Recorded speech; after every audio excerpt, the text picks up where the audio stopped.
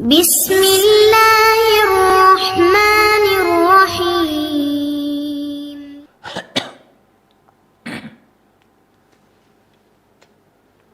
அஸ்ஸலாமு அலைக்கும் வரஹ்மத்துல்லாஹி வபரகாத்துஹு. அன்பிற்குரிய சகோதர சகோதரிகளே, நீங்களும் ஆலிம்களாகலாம் என்கிற பாடத்தில் ஒவ்வொரு வாரமும் திங்கள் செவ்வாய் ஆகிய 2 நாட்கள் சஹீஹுல் புகாரி என்கிற ஹதீஸ் நூலின் நேரடி தமிழாக்கத்தையும் தேவைப்படும் விளக்கங்களையும் பார்த்து வருகிறோம்.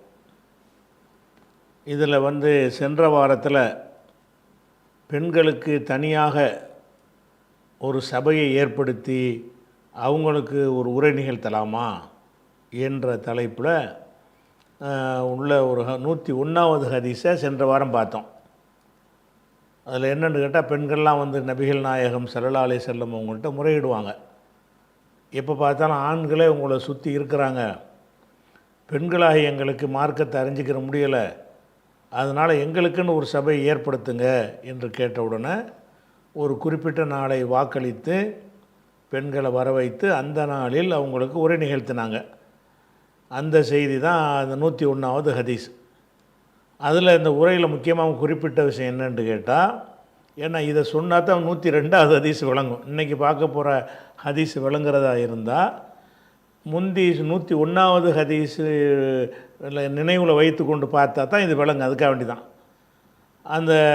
அப்போ ரசூலுல்லாஹ் என்ன சொல்லுவாங்கன்னு கேட்டால், எந்த ஒரு பெண்ணாவது 3 பிள்ளைகளை பறிகொடுத்து விட்டாள் என்று சொன்னால் அந்த குழந்தைகளை அவளை நரகத்திலிருந்து தடுக்கிற கேடயமாக ஆகிவிடும் அப்படின்ட்டு ரசூலுல்லாஹ் சொல்லுவாங்க. அப்போ ஒரு பெண்மணி கேட்பாங்க, அப்போ 2 பிள்ளைகளை பறிகொடுத்தாள் அப்படின்னு கேட்பாங்க. அப்போ ரசூல் ஸல்லல்லாஹு சொல்லுவாங்க, வைஸ்னத்தைனி, 2 பிள்ளைகளை பறிகொடுத்தாலும் தான் என்று ரசூலுல்லாஹ் சொல்லுவாங்க. இதில் தலைப்புக்குரிய விஷயம் என்னென்னு கேட்டால், பெண்களுக்கு ஒரு சபையை ஏற்படுத்தியது தான் தலைப்பு. அந்த செய்தியை சொல்லிவிட்டு அதில் இந்த செய்தியை குறிப்பிட்டார்கள். எந்த செய்தி? எந்த ஒரு பெண்ணாவது 3 பிள்ளைகளை பறிகொடுத்து விட்டாள் என்று சொன்னால் அந்த குழந்தைகள் இவளை நரகத்திலிருந்து தடுக்கிற ஒரு கேடயமாக, திரையாக, தடையாக ஆகிவிடும் என்றார்கள்ங்கிற செய்தி சொல்லும்போது தான் ஒரு பெண்மணி 2 குழந்தைக்கு என்னன்னு கேட்பாங்க. அப்போ ரசூலுல்லாஹ் என்ன செய்வாங்க, வைஸ்னத்தைனி, 2 குழந்தைகளும் தான் அப்படின்னு சொல்லிடுவாங்க. இதனுடைய தொடர்ச்சியாகத்தான் இப்போ 102வது ஹதீஸை பாருங்கள், அதே செய்தி தான். அதனால் அதில் ஒரு சின்ன ஒரு வரி மட்டும்தான் இருக்கு. அப்போ 101ஐயும் விளங்குனா தான் அந்த 102 விளங்கும். அதுக்காக வேண்டி அந்த முன்னுரையாக இதை சொல்லிக்கிட்டோம். இப்போ இன்றைய பாடமாக 102வது ஹதீஸ் எடுத்துக்கிட்டிங்கன்னா, ஹத்தசனா முஹம்மது இப்னு பஷார், முஹம்மது இப்னு பஷார் என்பவர் நமக்கு அறிவித்தார். கால, அவர் சொன்னார், ஹத்தசனா குந்தருன், குந்தர் என்பவர் நமக்கு அறிவித்தார். கால, அவர் சொன்னார், ஹத்தசனா ஷோபா, ஷோபா நமக்கு அறிவித்தார். யார் வழியாக அறிவித்தார் என்று கேட்டால், அன் அப்துர் ரஹ்மான் இப்னில் இஸ்பஹானி, அப்துர் ரஹ்மான் இஸ்பஹான், இஸ்பஹான்ங்கிறது ஈரானில் உள்ள ஒரு பகுதி. அந்த இஸ்பஹானை சேர்ந்த அப்துர் ரஹ்மான் அவர் வழியாக அறிவிக்கிறார். அவர் யார் வழி அறிவிக்கிறார்னா, அந்த தக்வான் என்பவர் வழியாக அவர் அறிவிக்கிறார். அவர் யார் வழி அறிவிக்கிறார்னா, அபி சயீதுல் குத்ரி, இவர் நபி தோழர். அபு சயீதுல் குத்ரி வழியாக அறிவிக்கிறார். அவர் அனி நபி ஸல்லல்லாஹு அலைஹி வஸல்லம், அவர் ரசூலுல்லாஹ் வழியாக அறிவிக்கிறார். பிஹாதா, இதே செய்தியை ஒரு அறிவிப்பு போட்டார் 101. இதில் என்ன வருதுன்னா, அபு சயீதுல் குத்ரி வழியாகவும் இந்த செய்தி அது 101 என்ன வரும்னு கேட்டால், அதில் உள்ள அறிவிப்பாளரை பாருங்கள். 101 அபு சயீதுல் குத்ரி தான் அறிவிப்பார். 101வது ஹதீஸில் அறிவிக்கிறாள் யார்? அபு சயீதுல் குத்ரி தான் அறிவிக்கிறார். அவர்கிட்டேருந்து அறிவிக்கிறாள் யாருன்னு கேட்டால் தக்வான் அறிவிக்கிறார். அவர்கிட்டேருந்து அறிவிக்கிறார் இஸ்பஹானை அறிவிக்கிறார். அவர்கிட்டேருந்து அறிவிக்கிறவர் ஷோபா அறிவிக்கிறார். இந்த ஷோபாட்டேருந்து அறிவித்தவர் ஆதம் என்று வருகிறது இதில் 101. இங்கே எல்லாமே அதே ஆளுக்கு வருவாங்க. இந்த ஆள் மட்டும் மாறுவார். எப்படி? இப்போ 102 பாருங்கள். அதில் இப்போ 102 இன்றைக்கி பார்க்குறதுல ஷோபாவுக்கு அப்புறம் ஷோபாட்டை இருந்து ஆதம் என்பவர் அறிவித்து புகாரிக்கு வருது. இதே செய்தியை ஷோபா என்பவர் குந்தர் என்பவருக்கு சொல்லி, அந்த குந்தர் என்பவர் முகமது பஷாருக்கு சொல்லி அவர் புகாரிக்கு சொன்னார். அதாவது இந்த ரெண்டும் மாறி இருக்குது. அதாவது ஷோபா ஹதசனா ஷோபா வரைக்கும் 101வது ஹதீஸில் உள்ளது அப்படியே வருது. அதாவது ஷோபா யார் வழி அறிவிக்கிறார்னா அப்துல் ரஹ்மானு தக்வான் அபி சைதுல் குதிரின்னு வருதா. அப்போ சஹாபி, தக்வான், அப்துல் ரஹ்மான், ஷோபா எல்லாருமே 101லையும் வர்றாங்க, 102லையும் வர்றாங்க. ஆனால் 101ல் என்ன வருதுன்னா இந்த ஷோபா என்பவர் ஆதம் என்பவருக்கு சொல்கிறார். ஆதம் என்பவர் புகாரிக்கு சொல்கிறார். ஒரே ஆள் வழியாக வந்துடுது. இப்போ 102ல் எப்படி வருது? இதே செய்தி தான் 102ல் எப்படி வருதுன்னு கேட்டால், ஷோபா என்பவர் குந்தர் என்பவருக்கு சொல்கிறார். அந்த குந்தர் என்பவர் முகமது பஷாருக்கு சொல்கிறாரு. அவர் தான் புகாரிக்கு சொல்கிறார். அப்போ ஷோபாட்டிருந்து இருவர் வழியாக புகாரி கிடைக்கிறது. 101வது ஹதீஸ் ஷோபாட்டை இருந்து ஆதம் வழியாக புகாரி கிடைக்கிறது. இப்போ அதே செய்தி தான், இந்த அறிவிப்பாளர் மாறுறதுனால அதுக்கு ஒரு நம்பர் போட்டு விட்டார். செய்தி அது முதல்ல உள்ள இதே 3 பிள்ளைகளை பறி கொடுத்தால் சொர்க்கத்துக்கு நரகத்துக்கு தடையாக இருப்பாளுங்கிற அதே விஷயந்தான். ஆனால் அறிவிப்பாளர் விஷயம் எனக்கு 2 ரூட்டில் இது கிடைச்சி, 2 ரூட்டில் கிடைச்சதுனால 2 நம்பரை போடுறாரு. செய்தி அதே தான். சரியா? இப்போ மறுபடி பாருங்கள்.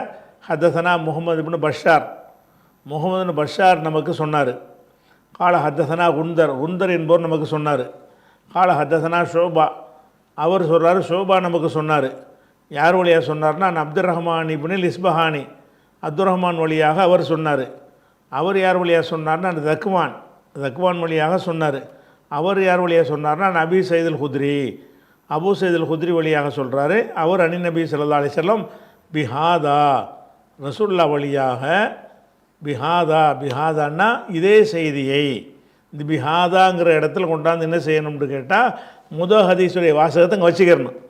முதல் ஹதீஸில் என்ன வாசகம் இருக்கிறதோ அதே மாதிரி பெண்கள் எங்களுக்குன்னு ஒரு தனி சபை ஏற்படுத்துங்க என்று சொன்னார்கள்.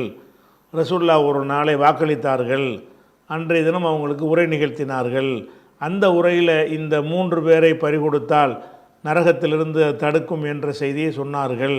அப்போ ஒரு பெண்மணி கேட்டார்கள், 2 பேர்னு கேட்டார்கள். ஆமான்னு சொன்னால் அந்த விஷயம் படிச்சிங்கல்ல, அதை அப்படியே காப்பி பண்ணால் இங்கே வச்சுக்கிறங்க. அதே ஹதீஸ் அப்படியே அதே ஹதீஸ் எனக்கு இந்த வழியிலையும் வந்திருக்குங்கிறார். இந்த வழி தான் வித்தியாசமாக இருக்கிறத தவிர அந்த மெசேஜில் ஒரு வித்தியாசமும் இல்லை. இதுக்கு ஒரு நம்பர் போட்டு 102ன்னு போட்டு விட்டார். அதுக்கு அடுத்தது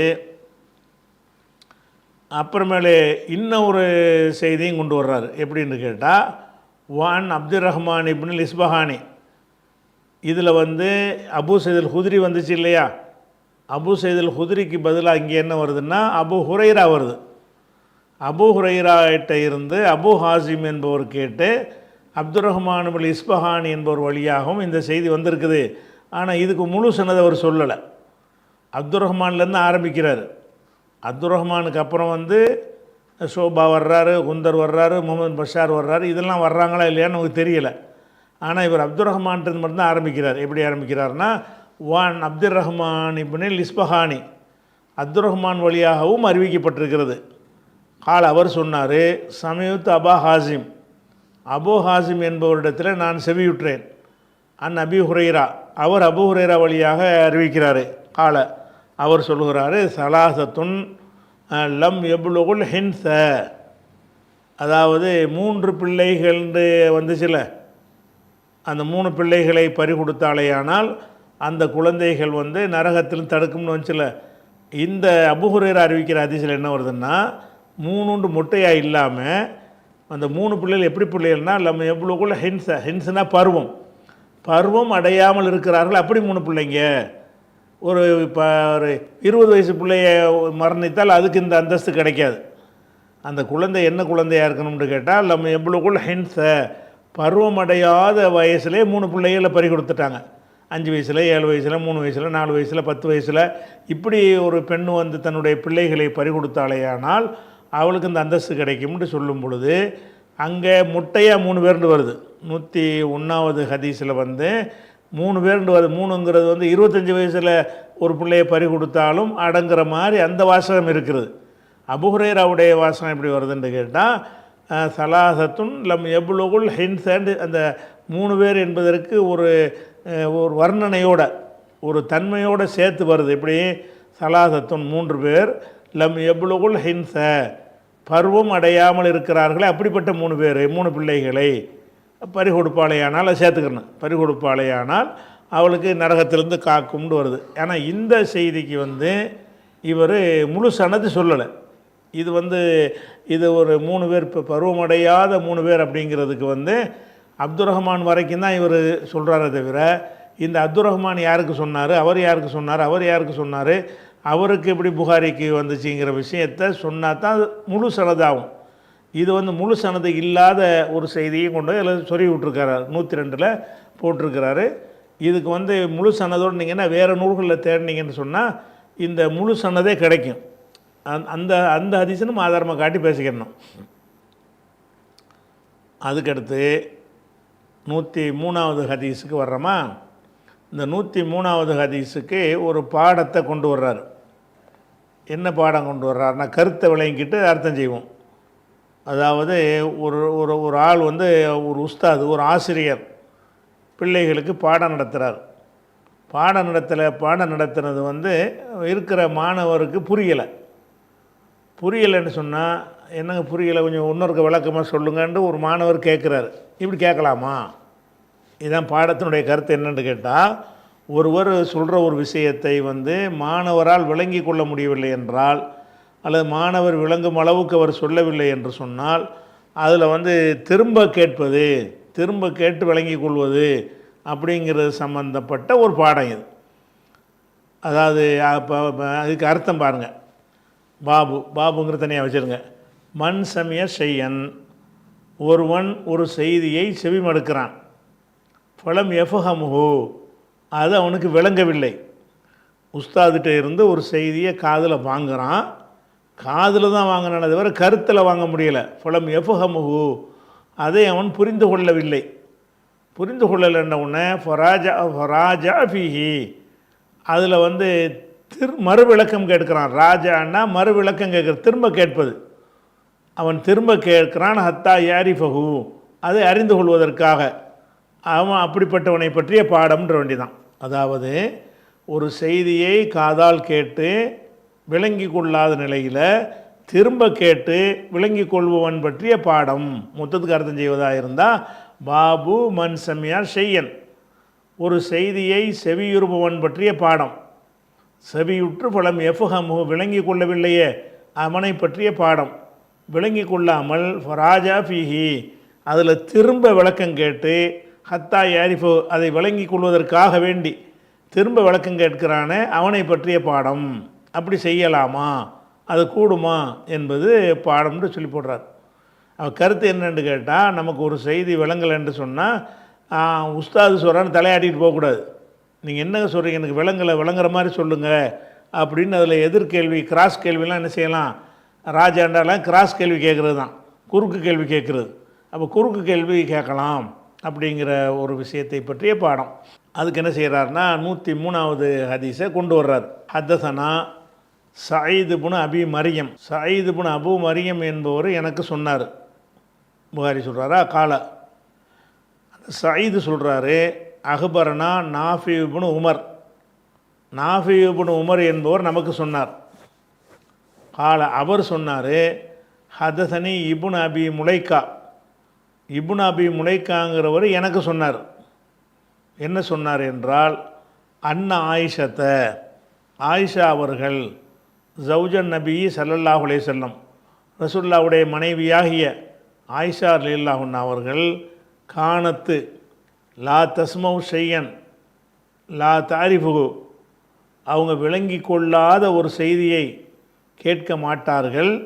இல்லா ராஜாத்து ஃபீஹி, அதில் திரும்ப மறுவிளக்கம் கேட்டே தவிர, ஹத்தா தாரிஃபு, அதை விளங்கி கொள்வதற்காக அதில் குறுக்கு கேள்வி கேட்டே தவிர அவங்க செவியுற மாட்டார்கள். எதை செவியுற்றாலும் சரி, விளங்கலைன்னு சொன்னால், நீங்கள் சொன்னது எனக்கு விளங்கலை, இன்னொருக்கா சொல்லுங்கள் அப்படின்னு சொல்லி அதில் உள்ள அந்த சந்தேகம், என்ன சந்தேகம் வருமோ அதை தீர்க்கிற மாதிரி கேட்பது ஆயிஷா நாயுடைய வழக்கம். அந்த வழக்கத்தை சொல்லிவிட்டு அப்புறம் ஹதீஸ் அப்புறம் வருது. இது ஆயிஷா நாயுடைய வழக்கம்தான். அன்ன ஆயிஷத்தை ஜவுஜன் நபி ஸல்லல்லாஹு அலைஹி வஸல்லம் ஆயிஷா நாயகர்கள் காணத்து இருந்தார்கள். எப்படி இருந்தார்கள்? லா தஸ்மௌ ஷையன், எதனையும் செவியுற மாட்டார்கள். லா தாரிஃபு, அவர்கள் அறிந்து கொள்ளாத ஒன்றை, காதில் கேட்குறாங்க விளங்கலை, அப்போ விளங்காத ஒன்றை செவியுற மாட்டார்கள். இல்லா ராஜாத் ஃபீஹி, அதை திரும்ப கேட்டே தவிர, ஹத்தா தாரிஃபஹு, அதை அவர்கள் விளங்கிக் கொள்வதற்காக வேண்டி, அது விளங்குறதுக்காக வேண்டி திரும்ப கேட்டே தவிர செவியுற மாட்டார்கள். ஒரு விஷயத்தை கேட்டாங்கன்னு சொன்னால் விளங்கலைன்னா விளங்குற வரைக்கும் மறுபடி கேட்டுட்ருப்பாங்க. இது ஆயிஷா நாயுடைய வழக்கம். இந்த வழக்கத்தை சொல்லிவிட்டு இந்த ஹதீஸை கொண்டு வர்றார். இந்த இப்போ தான் ஹதீஸ் வருது. அண்ணன் நபி ஸல்லல்லாஹு அலைஹி வஸல்லம், நபி ஸல்லல்லாஹு அலைஹி வஸல்லம் அவர்கள் கால, ஒரு தடவை சொன்னார்கள், மன் ஹூசிப உஸ்திப, யார் ஒருத்தன் மறுமை நாளில், ஹூசிப என்றால் கேள்வி கேட்கப்படுறது, ஹிசாப், மறுமை நாளில் அல்ல விசாரிப்பான்ல, அந்த மாதிரி விசாரிக்கப்பட்டான்னு வைங்க, அவ்வளவுதான், உஸ்திப, அவன் தண்டிக்கப்பட்டு விடுவான் அப்படின்னு சொல்கிறாங்க ரசூலுல்லாஹ்வுடைய ஹதீஸ். அப்போ இந்த ஹதீஸை சொன்னவுடனே பல சந்தேகங்கள் கேட்குறையா, உங்களுக்கு வரும், எனக்கு வரும், யாருக்கு வேண்டாலும் வரும். என்னென்னு கேட்டால், கேள்வி கேட்டாலே வேதனையா? மன் ஹூசிப உஸ்திப, எவன் விசாரிக்கப்படுகிறானோ உஸ்திப, அவன் தண்டிக்கப்பட்டுருவான், விசாரிக்கப்பட்டானேனால் தண்டிக்கப்படுவான் என்று வருகிறது. அப்போ இதை சொன்னவன ஆயிஷா என்ன செய்கிறா, அது நான் விசாரிக்கப்பட்டு தண்டிக்கிறேன்னா எப்படி, அப்படி இது குர்ஆனுக்கு மாற்றமாக இருக்குது அப்படின்ட்டு அவங்களுக்கு படுது. அவங்க என்ன செய்கிறாங்க, காலத்து ஆயிஷா சொல்கிறாங்க, ஃபுகுல்து, நான் கேட்டேன், ரசூலுல்லாஹ்ட்ட கேட்டேன், அவலைஸ யகுலுல்லாஹு தஆலா, அல்லாஹ் கூறவில்லையா, ஃபஸௌஃப யுஹாசபு ஹிசாபன் யசீரா, அவன் நல்லவனாக இருந்தான்னு சொன்னால் லேசான முறையில் கேள்வி கேட்கப்படுவான் அப்படின்னு அல்லாஹ் சொல்கிறானே, நீங்கள் கேள்வி கேட்டாலே தண்டனைங்கிறீங்களேன்னு கேட்குறாங்க. அது ஆயிஷா நாயிகிட்டே குர்ஆனுடைய ஞானத்தை பாருங்கள், குர்ஆனில் எவ்வளோ விவரம் இருக்குதுன்னு பாருங்கள். அப்போ ரசூலுல்லாஹ் என்ன சொல்கிறாங்கன்னா, மன் ஹூசிப உஸ்திபங்கிறாங்க, யார் விசாரிக்கப்பட்டானோ அவன் தண்டிக்கப்பட்டுருவான். கேள்வி கேட்கன்னு ஆரம்பித்தா ஒருத்தன் தப்ப இயலாது. சும்மா ஃபார்மாலிட்டி கேள்வி கேட்டு தான் நம்மளெல்லாம் தப்பிக்க விட்றான்ல. நுணுக்கி ஒன்றுக்கும் கேட்க ஆரம்பித்தான்னு வைங்க, அதுக்கெல்லாம் இந்த பரீட்சையில் திருத்துவாங்கல்ல மாணவர்களுக்கு பள்ளிக்கூடத்தில் திருத்தும் போது 5ஆம் கிளாஸ் வரைக்கும் என்ன செய்வாங்கன்னா, சும்மா கண்டுக்கிற மாட்டாங்க. ஃபெயில் மார்க் எடுத்தால் கூட ஒரு 30 மார்க் 35 மார்க் போட்டு பாஸ் ஆகி விட்ருவாங்க. ஏன்னு கேட்டால் ஒருத்தரையும் ஃபெயில் ஆக்கக்கூடாதுன்ற ஒரு கொள்கையில் இருக்கிறதுனால, அவன் எழுதுனது சரியாக தவறான்னு பார்க்காம, சரி அவன் ஒரு வருஷம் வீணாக போயிடக்கூடாது அப்படின்னு அந்த மாதிரி ஒரு கருணைகளை செய்கிறாங்கல்ல, அந்த மாதிரி அடிப்படையில் எல்லாம் என்ன செய்வான்னு கேட்டால், சில ஆளுக்கு லேசாக கேட்பான், சில ஆளுக்கு கடுமையாக கேட்பான். ஆனால் இந்த ரசூலுல்லாஹ் சொன்ன வாசகம் என்னென்னு கேட்டால், மன் ஹூசிப உஸ்திப, யார் விசாரிக்கப்பட்டானோ உஸ்திப, தண்டிக்கப்பட்டுருவான். அப்போ விசாரிக்கப்பட்டால் தண்டிக்கப்படுவான்னு என்ன அர்த்தம்? விசாரணைங்கிற வகையில் கேட்க வேண்டிய வகையில் ஒன்று நுணுக்கி கேட்டான்னு வைங்க, அப்போ என்னவாயிருன்னா மிஸ்டேக் கண்டிப்பாக பண்ணியிருப்போம். நுணுக்கி எல்லாம் பார்க்க ஆரம்பித்தான்னா ஒரு காரியம் கூட தேராது, அப்போ தண்டிக்கப்பட்டு விடுவான் அப்படின்ற சொன்னது ஒரு ஆழமான செய்தியை சொல்கிறாங்க. அப்போ ஆயிஷா நான் என்ன கேட்குறான்னு கேட்டால், அப்போ லேசாக கேள்வி கேட்கப்படுவான்னு ஒன்று இருக்குத அப்படின்னு ஒரு குர்ஆனில் இருக்கும்போது, லேசாக கேள்வி கேட்கப்பட்டால் தண்டிக்கப்பட மாட்டான்ல, அதாச்சும் ஃபார்மாலிட்டியாக மென்மையாக கேட்டு விட்ருவான்ல. அப்போ மென்மையாக கேள்வி கேட்கப்படுறதும் ஒன்று இருக்கிறது, குடைஞ்சு கேள்வி கேட்குறன்னு ஒன்று இருக்குது. குடைந்து கேள்வி கேட்கப்பட்டான்னா தண்டனை தான், அவன் தப்பிக்கவே முடியாது. மேம்போக்கா எல்லாம் கேட்குறாருன்னு என்ன செய்வான், சும்மா ஒரு ஃபெயிலாக இருந்தால் கூட கூட அப்படிங்கிற மாதிரி ஒரு 10 மார்க் எடுத்தால் கூட ஒரு 25 மார்க்கு போட்டுக்கடான்னு சொல்லுவாங்கள்ல, அந்த கோணத்தில் எல்லாம் என்ன செய்வான்னா பாஸ் ஆக்கி விட்ருவான். அப்போ இந்த வசனத்தை சொல்லி கேட்குறாங்க, எப்படி, ஃபஸௌஃப யுஹாசபு ஹிசாபன் யசீரா, சில மக்கள் மறுமை நாளில் லேசான முறையில் விசாரிக்கப்படுவாங்க என்று அல்லாஹ் சொல்லவில்லையா, நீங்கள் அதுக்கு மாற்றமாக சொல்கிறீங்களேன்னு ரசூலுல்லாஹ் மடக்கிறாங்க. அதான் அர்த்தம். நீங்கள் கேள்வி கேட்டாலே தண்டிக்கப்படுவாங்கிறீங்க, அல்லாஹ் சொல்கிறான் லேசாக கேள்வி கேட்குறது இருக்குங்கிறானே, தண்டிக்கப்படாமலும் கேட்பானே, கேள்வி கேட்கப்படுவான்னா அவனுக்கு தண்டனைலாம் இருக்காது, ஃபார்மாலிட்டியை கேட்குறது, சும்மா லேசான முறையில் கேட்டு விட்ருவான் அப்படின்னு வேறு அல்லாஹ் சொல்கிறானே அப்படின்னு சொல்லி ஆயிஷா நாய் கேட்கும்போது, அப்போ ரசூலுல்லாஹ் சொன்னது குர்ஆனுக்கு மாற்றம்ங்கிற ஒரு கோணத்தில் அவங்க கேட்குறாங்க. காலத்து ஆயிஷா நாய் மேலும் சொல்கிறாங்க, கால, அப்போ ரசூலுல்லாஹ் பதில் சொன்னாங்க. எதுக்கு பதில்? நீங்கள் இந்த வசனத்தை சொல்லி கேட்ட உடனே ரசூலுல்லாஹ் என்ன செய்கிறாங்கன்னா பதில் சொல்கிறாங்க, இன்னமா தாலிக்க அல் அர்து, நீ சொல்கிற அந்த வசனம் இருக்குல்ல அது வந்து அல் அர்து, அர்து என்று சொன்னால் சும்மா மேம்போக்காக கேட்பது, எடுத்து காட்டுவது. இது வந்து மேம்போக்காக கேட்பதை பற்றி அந்த வசனம் சொல்லுகிறது. வலாக்கின் என்றாலும் மண் நூக்கிஷல் ஹிசாப, எவன் வந்து விசாரிப்பதை வந்து நுணுக்கமாக பார்க்கப்பட்டானோ எஹ்லிக்கு நாசம் அழிஞ்சிருவான். நுணுக்கி பார்த்தாண்டு வைங்க அல்ல, அவ்வளோதான். ஒரு தொழுகிறோன்னு வைங்களேன், ஒரு செய்யும்போது ஒழுங்காக செஞ்சுருக்க மாட்டான், இப்போ சில வித்தியாசங்கள் இருக்கு, அப்படி கலந்து போயிடுறது. அந்த மாதிரி விட்டான்னா தப்பிச்சுக்கிடுவோம். ஒன்று ஒன்றையும் கவனிக்க ஆரம்பித்தான்னு வைங்க, அதுக்கெல்லாம் மார்க் மைனஸ் பண்ணான்னு வைங்க, அப்போ நாசமாக போயிடுவான். அப்போ கேள்வி கேட்குறது ரெண்டு இருக்கிறது. இந்த வசனத்தில் லேசாக கேட்கப்படுவான் என்று சொல்வது அது விசாரணை கிடையாது, அது ஃபார்மாலிட்டியாக எடுத்துக்காட்டுவது. இன்னமா தாலிக்கு அல் ஆறுது, எடுத்துக்காட்டுதல். எடுத்துக்காட்டுதல் என்ன நடத்தினா சும்மா மேம்போக்காக விசாரித்தல், மேம்போக்காக விசாரிப்பதை பற்றி அந்த வசனம் சொல்கிறது. வலாக்கின் என்றாலும் மண் நூக்கிஷல் ஹிசாப, கேள்வி கேட்பதில் துருவப்படுவானையானால், நூக்கிஷன்னா துருவி துருவி கேட்குறது, எவனா துருவி கேட்கப்படுவானையானால் எஹ்லிக், மண்ணுக்கு மண் வந்ததுனால ஷர்த்துக்கு வந்ததுனால ஜவாபுக்கு என்ன செஞ்சிரு, ஜசம் வந்திருக்கு. எஹ்லிக் கூண்டு வரணும், ஒரு மண் வந்ததுனால எஹ்லிக் அழிஞ்சிருவான். அப்போ ரசூல் என்ன செய்கிறாங்கன்னா, விசாரிக்கப்பட்டால் தண்டிக்கப்படுவான்ங்கிறாங்கல்ல, அந்த விசாரிக்கப்பட்டால் என்பதனுடைய அர்த்தம் என்னன்னு கேட்டால் துருவி விசாரித்தல், குடைஞ்சி விசாரித்தல். அப்படி விசாரிக்கப்படுவானேயானால் தண்டிக்கப்படுவான் என்று தான் நான் சொன்னேன். நீ எடுத்து காட்டுற வசனம் வந்து மேம்போக்காக கேட்டால விட்டுருவானே, அதை பற்றி பேசுகிறது. மேம்போக்காக கேட்குறதுனால என்ன செய்ய மாட்டான், அந்த வசனத்தில் அப்படி தானே வருது, யுஹாசப ஹிசாபன் எசீரா, லேசான கணக்காக கேட்கப்படுவான்டாலும் என்ன அர்த்தம், அவன் கேட்கப்படலை, சும்மா ஃபார்மாலிட்டி கேட்கப்படுறேன்னு அர்த்தம். ஃபார்மாலிட்டியாக கேட்குறத பற்றி நீ பேசுகிற, நான் சொல்கிறது வந்து குடைஞ்சி கேட்குறத பற்றி நான் சொல்கிறேன்.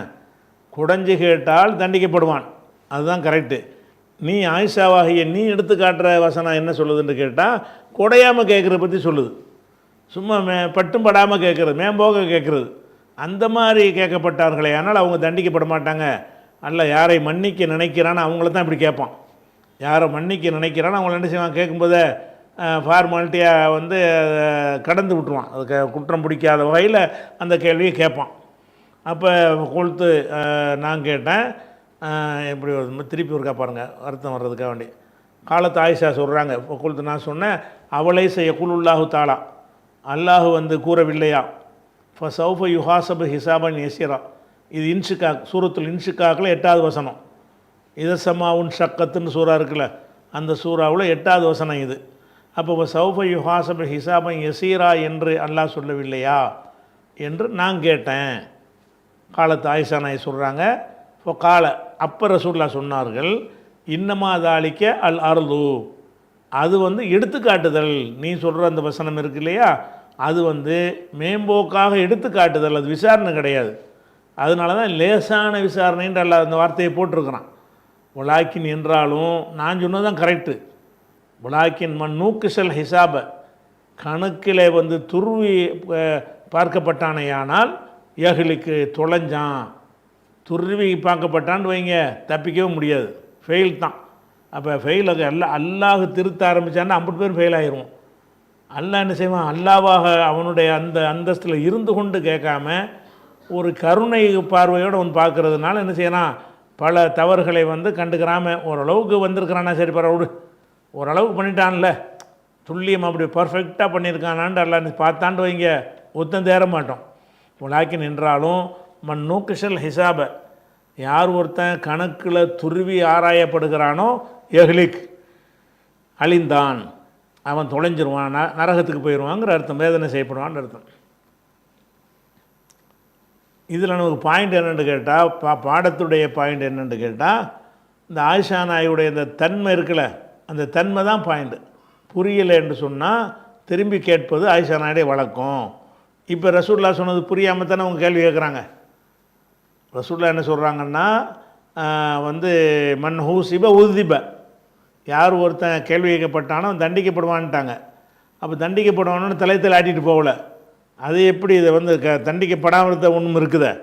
கேள்வி கேட்கப்பட்டு தண்டிக்கப்படாமலும் இருப்பானே, அந்த சந்தேகம் தீரணுமே என்பதற்கு ஆயிஷா நாயகி விளக்கம் கேட்குறாங்க. அப்போ அந்த சந்தேகம் இல்லாத முறையில் வசனத்தை புரிஞ்சுக்கிறணும், ஹதீஸை புரிஞ்சுக்கிறணும் என்பதில் கவனம் செலுத்தி திரும்ப கேட்டு அந்த பதிலை பெற்று மன நிறைவோடு அறிந்து கொள்வது. அப்போ ஆயிஷா நாயுடைய இந்த தன்மை ரசூல்லாட்டே இப்படி கேட்டிருக்கிறாங்க. அப்போ ரசூல்லா என்ன செய்யலை? நான் சொல்கிறேன் என்கிட்ட கேள்வி கேட்குறியா? அப்படி கேட்கலை. அப்போ ஒருத்தர் சொல்வது நமக்கு சந்தேகம் வரும் என்று சொன்னால், புரியவில்லை என்று சொன்னால், புரிவதற்காக வேண்டி அதில் உள்ள குறுக்கு கேள்விகள் கேட்பது மார்க்கத்தில் உள்ளது தான். ரசூல்லா அந்த குறுக்கு கேள்வியை அனுமதித்து விளக்கம் சொல்லியிருக்கிறாங்க அப்படிங்கிறது அந்த பாடத்தலைப்புக்கு உரிய ஒரு விஷயம். அடுத்தது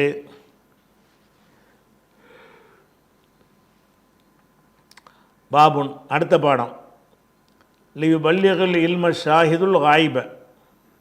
லியு பல்லியக் எடுத்து சொல்லட்டும், அல் இல்ம கல்வியை எடுத்து சொல்லட்டும், ஷாஹிது இங்கே வந்திருக்கக்கூடியவர்கள், அல் காயிப வராதவர்களுக்கு, மறைவாக இருப்பவர்களுக்குனா வராதவர்களுக்கு, இங்கே வந்திருக்கக்கூடியவர்கள் வராதவர்களுக்கு இந்த கல்வியை எடுத்து சொல்லட்டும் என்பது பற்றிய பாடம்.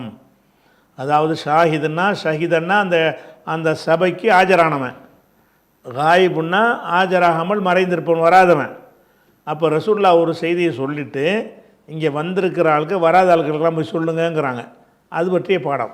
பாபுன் லியு பல்லிகில் இல்ம. லியு பல்லிகுங்கிறது அம்ரு காயிபு, அதாவது படற்கை ஏவல் வினை. பல்லக யு பல்லிகு, லியு பல்லிக் அவன் எடுத்து சொல்லட்டும், அது ஏவல் வினைக்கு உள்ளது. அந்த ஏவல் வினையில் உள்ளதுக்கு ஹரக்கத்து செய்ய வேண்டிய நிலை வந்துச்சுன்னு சொன்னால் கசரை கொண்டு தான் செய்யணும். லியு பல்லிக் அல் இல்மண்டா அப்படி சொல்லிடணும். லியு பல்லிக் என்பதையும் இல்மையும் சேர்த்து வாசிச்சோம்னு சொன்னால் லியு பல்லிகின்ற அந்த கைனுக்கு கசர் தான் வைக்கணும். உண்மையில் அதுக்கு இருக்கிறது சுக்குன். அங்கே ஒரு சுக்குனு, இந்த லாமில் ஒரு சுக்குனு, இல்முல இங்கே ஒரு சுக்குனு இருக்கிறதுனால அந்த ரெண்டு சுக்குனுக்காக என்ன செய்வாங்கன்னு கேட்டால் முதல் சுக்குனுக்கு கசரை வச்சு விட்ருவாங்க.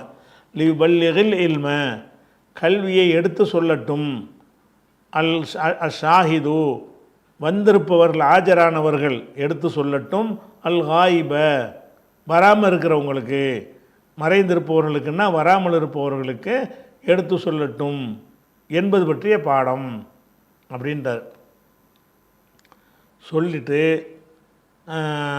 காலஹு இப்னு அப்பாஸ், இதை இப்னு அப்பாஸ் சொல்லியிருக்கிறார்கள்.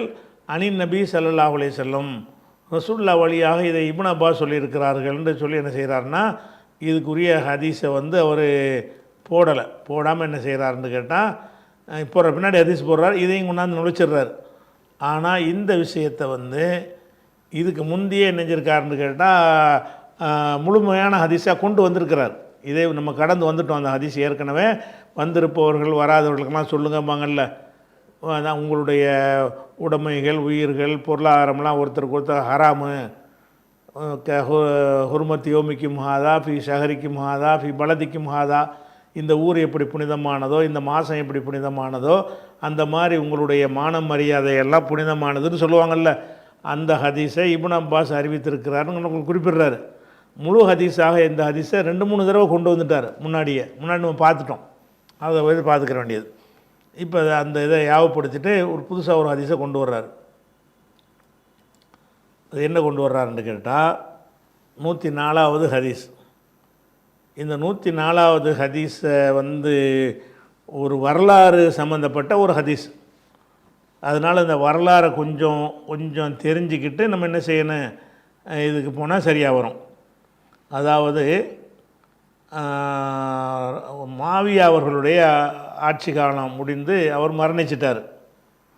ரசூலுல்லாஹ் காலத்துக்கு பிறகு 3 கலீஃபாக்களுடைய ஆட்சியிலையும் ஒரே ஒரு இஸ்லாமிய நாடு இருந்துச்சு. அலியுடைய ஆட்சி வரும்போது 2 ஆட்சியாக போச்சு. ஏன்னா இவர் உஸ்மானை கொலை செஞ்சவங்களுக்கெல்லாம் சப்போர்ட் பண்ணுறாரு, அவங்களுக்கெல்லாம் பதவி கொடுக்குறாருன்னு சொல்லி அலி மேலே குற்றச்சாட்டு சுமத்தி சமுதாயம் 2ஆக பிரிஞ்சு போயிட்டாங்க. அப்போ மாவியா என்ன செஞ்சார்னா, அப்போ அந்த நேரத்தில் டமாஸ்கஸில், அதாவது திமிஷ்கில், அதாவது ஷாமில், சிரியாவில், அந்த நாட்டில் என்ன செய்கிறாரு, கவர்னராக இருக்கிறார். சிரியாவுடைய தலைநகரம் தான் திமிஷ்குங்கிறது, டமாஸ்கஸுங்கிறது. அவர் அங்கே இருக்கும்போது என்ன செய்கிறாருன்னா, இவர் கட்டுப்பட மாட்டேங்கிறார், நீ கலிஃபா கிடையாது அப்படின்னு சொல்லிட்டு அவங்க 2 பேருக்கு மத்தியில் சிஃபின்ங்கிற யுத்தம்லாம் நடந்துச்சு. அப்போ அந்த நேரத்தில் ஆட்சி ரெண்டு ஆட்சியாக போச்சு. ஒரு பாதி இவர்கிட்ட, ஒரு பாதி அவர்கிட்ட. அப்புறம் படிப்படியாக அவர் தான் டெவலப் ஆகி வந்தார். அலி வந்து இப்படி சுருங்கி போயிட்டார்னு வைங்களேன். அவருடைய இதுதான் விஸ்தீர்ணமாகிட்டு கடற்படாதுன்னு பெரிய லெவலுக்கு கொண்டு போனவர் யார்? மாவியா தான். அப்போ மாவியாவுடைய ஆட்சியில் இருக்கும் பொழுது அலி தலைமையில் ஒரு ஆட்சி வந்து மாவியா தலைமையில் ஒரு ஆட்சின்னு இருக்கிறது. அதுக்கப்புறம் அலி அவர்கள் மரணித்த உடனே அலி மரணிச்சிடறாங்களா? மரணித்த உடனே அவங்க மூத்த மகன் வந்து ஹசனை வந்து ஜனாதிபதியாக நியமிக்கிறாங்க, அவரை தேர்ந்தெடுக்கிறாங்க. அவரை தேர்ந்தெடுத்தோன்னா அவர் ஒரு 6 மாதம் வரைக்கும் ஆட்சியில் இருந்தார். இருந்துட்டு என்ன செய்கிறாருன்னா, அவர் யோசிச்சு பார்க்குறாரு, ஒரு இஸ்லாமிய நாட்டுக்குள்ளே 2 எண்ணத்துக்கு நமக்கு என்ன பதவியாக முக்கியம் அப்படின்னு சொல்லிட்டு, நம்மளோட ஒரு நல்லா பண்ணுறாரு, நல்ல ஒரு திறமையான ஒரு ஆளாக இருக்கிறாரு என்று சொல்லி தன் கையில் உள்ள ஆட்சியை கொண்டு போய் மாவியாட்ட ஒப்படைச்சிட்டார். ஒரு நாடாக மாறிடுச்சு. அலி காலத்தில் 2 நாடாக பிரிஞ்சது வந்து ஹசனுடைய காலத்தில் அவர் இந்த பதவி ஆசையை விரும்பாத ஒரு நல்ல பிள்ளை. ஒரு வரலாற்றில் பார்த்திங்கன்னா ரொம்ப நல்ல பிள்ளையாக இந்த ஹுசைன் வந்து கொஞ்சம் பதவிக்கெல்லாம் விரும்புகிறவராக வருவார், ஹசன் வந்து அதை விரும்பாத ஒரு ஆளாக வருவார். அப்போ ஹசன் என்ன செய்கிறாருன்னு கேட்டால், நமக்குள்ளே இதுக்கு சண்டை, நீங்களே இருந்துட்டு போங்க அப்படின்னு சொல்லிட்டு அவர் பகுதியில் இருந்ததையும் கொண்டு போய் மாவியாட்ட ஒப்படைச்சிடுவார். இப்போ மாவியா ஒரே ஆட்சியாளராக இருக்கிறாங்க. ரசூல்லா காலத்துக்கு பிறகு மாவியா அவர்கள் ஆட்சியில் இருக்கிறாங்க. அவங்க மரணிக்கிறாங்க. ஹிஜ்ரி 70 அவங்க மரணிக்கிறாங்க. 70 வரைக்கும் என்ன செய்கிறாரு? அவர் ஆட்சியில் இருக்கிறார். அவர் மரணித்த உடனே என்ன நடந்துச்சுங்கிறதையும் தெரிஞ்சுக்கிட்டால் தான் இந்த ஹதீஸ் வந்து விளங்கும். இதை வந்து நம்ம நாளைக்கு பார்ப்போம் இன்ஷா அல்லாஹ்.